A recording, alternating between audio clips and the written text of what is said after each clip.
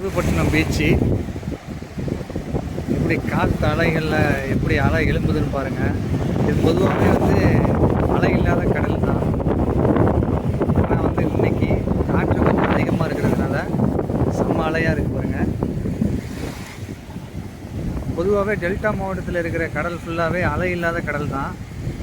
அதில் நாகப்பட்டினம் வேளாங்கண்ணி பீச்சு தான் கடுமையான அலையாகவும் சீற்றமாகவும் இருக்கும். இந்த புதுப்பட்டினம் பீச்சு இது வரைக்கும் அலை இல்லாத ஒரு கடலாக தான் இருந்துச்சு. இன்றைக்கி செம காற்று இருக்கிறதுனால எவ்வளோ அலையாக இருக்குது பாருங்கள். இதுதான் டெல்டா பீச்.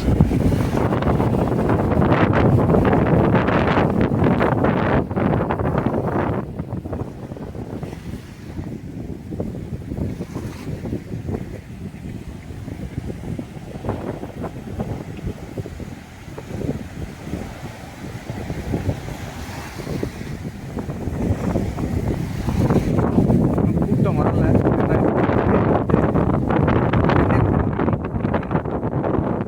கரெக்டாக எப்போதுமே 5 மணிக்கு மேலே தான் கூட்டம் வரும்.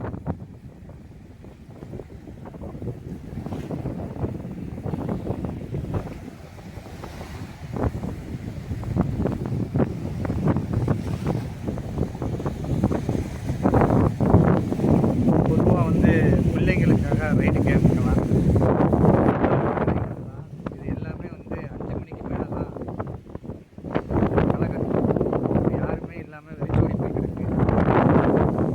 இன்னும் ஒரு 2 மணி நேரத்தில் பார்த்தோம்னா இதில் ஒரு 1000க்கும் மேற்பட்ட கூட்டமாக இருக்கும்.